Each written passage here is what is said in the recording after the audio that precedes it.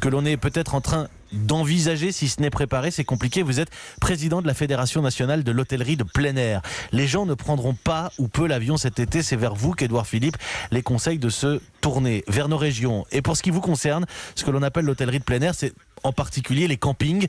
Alors d'abord, avant de se projeter sur l'été que vous allez vivre, normalement, pour les campings, c'est en ce moment que commence la saison. Alors oui, la moitié des campings de France ouvrent traditionnellement début avril, donc pour les vacances de Pâques, il y a de nombreux campings qui sont ouverts et qui accueillent des clients, bien entendu. Ça monte en charge petit à petit néanmoins au cours du printemps, mais nous sommes une activité extrêmement saisonnière puisqu'on réalise 85% de notre activité en juillet-août. Donc normalement, les campings accueillent du monde, mais c'est pas encore la pleine saison maintenant. D'accord, 2,5 milliards d'euros de chiffre d'affaires pour 8000 établissements. Il faut se rendre compte de ce que c'est que le camping en France. Un premier hébergeur du pays en capacité d'accueil. 22 millions de clients. J'ai une question bête. Il y a la crise sanitaire, les mesures que vous devrez prendre, mais il y a aussi la fermeture des frontières. Vous craignez le vide ou un été rempli avec des Français confinés dans leur pays ? Alors, le phénomène va être de toute façon européen, mondial. La plupart des touristes vont se concentrer sur leur propre pays cette année. C'est une certitude, nous le savons. En France, on a une particularité, c'est que nous sommes le peuple d'Europe qui traditionnellement part le plus en vacances dans son propre pays.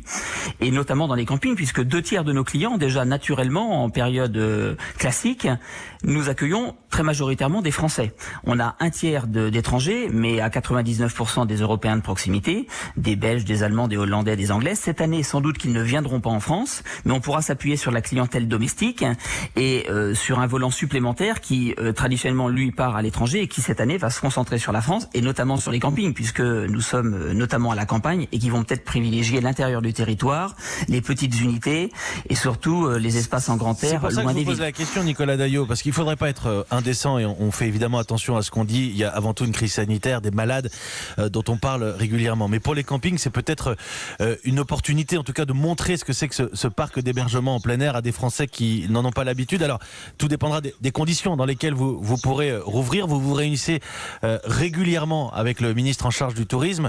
Vous leur demandez quoi au gouvernement aujourd'hui? De la souplesse?